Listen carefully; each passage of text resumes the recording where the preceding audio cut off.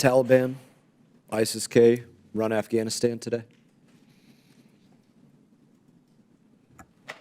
I would not say that ISIS-K runs Afghanistan today, no. They run a portion of it. They run as a level of authority in some places. You know, what we're finding with ISIS-K is they are largely choosing to keep a low profile and then execute attacks in cities as well as outside the country. They're not Taliban, yes.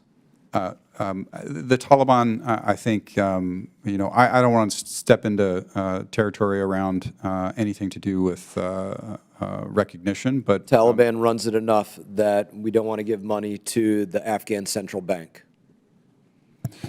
I think the Taliban are in control of the Afghan central bank as well as other institutions, yes. Okay, you familiar with the name Shamay Robi? Yes. He's one of the 4 board members, one of the co-chairs. That's correct. Of the Afghan Fund, $3.5 billion. Mm-hmm. Who was in charge of vetting Shamay Robi?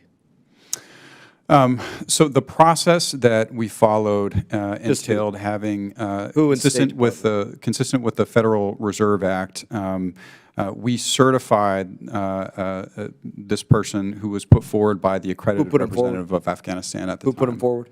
The accredited representative of Afghanistan at this time. Credit representative of Accredited representative of Who's that? Afghanistan. The accredited representative of Afghanistan. I'd be very glad to talk to you in another setting, in a public setting, given, I think, quite legitimate security concerns. I don't want to speak further. But you don't want to say who the accredited representative of Afghanistan? I'd be happy to speak with you in a classified setting. You could just say no. I don't want to answer that. You don't want to say who the accredited representative of Afghanistan is? I'd be happy to speak with you in a classified setting. Don't do the Washington, D.C. BS. Just say no or yes.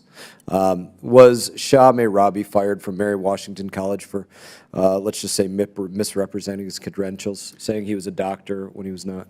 These allegations we were not aware of. But just when this was process today, went forward. was he? It wouldn't have changed our, I think, determination in the end. It wouldn't have changed your determination to appoint him as a co-chair, elevate him from board member to co-chair of this, had you known that he was fired from a college for saying he was a doctor and he wasn't. That wouldn't have changed. That really goes, I really don't have to ask a lot more because it really goes to the heart of what I wanted to get at of what's going on at State Department about the vetting of individuals. The idea that you would say, yes, we weren't totally aware of what went on with this individual, misrepresenting their credentials, being fired from previous universities, saying that they were a member of an honor society, things that, these are allegations that we haven't asked you about all of them, you haven't confirmed all of them, but you're saying it wouldn't have changed what took place. That's disturbing to me, number one. But it really goes to another question.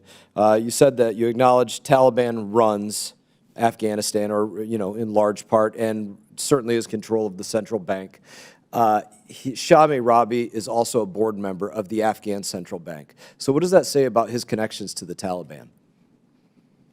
I think our assessment is that he is not under the thumb of or controlled by the Taliban. I mean, he's an American citizen. He teaches at Montgomery College. He's had a decades-long career. That's an advisory position. He's had a decades-long career and has been fired for misrepresenting his work from the places that he has had careers in.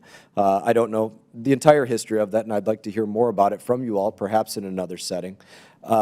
But he is a board member of the Afghan Central Bank, on one hand, that you just acknowledged is controlled by the Taliban. So if you want to be a board member there, you got to be in cahoots with the Taliban. You would add up to most people. And we appointed him as a part of this entity in Switzerland, one of 4 people that's going to control $3.5 billion on behalf of the United States of America to determine if this goes back to the Afghanistan Central Bank. That seems moronic to me, and it seems like an absolute conflict of interest. Is he getting paid as a board member of either of those? No. He doesn't get paid as a board member of the Afghan Central Bank? No. He doesn't get paid as a board member of the Afghan Fund? Not to my knowledge. Okay, and so to go on just one more time, do you know, was he fired from Washington College? I saw the allegations that Cigar brought to our attention. We were not aware of them before they were brought to our attention. I haven't talked to remaining Washington second, College. thank you. I'm sorry I'm running out of time because I would want to hear from you more. I really don't want to just interrupt you. No problem. I do want to Please, submit go something ahead. for the record, Mr. Chairman, and that's this letter from Cigar stating that state did respond to many requests for information for ongoing audits. However, there is a difference between simply responding to the request and providing fulsome answers to our questions. That's directly from Cigar about State Department's response to them and how they are being not cooperative. Please submit that for the record.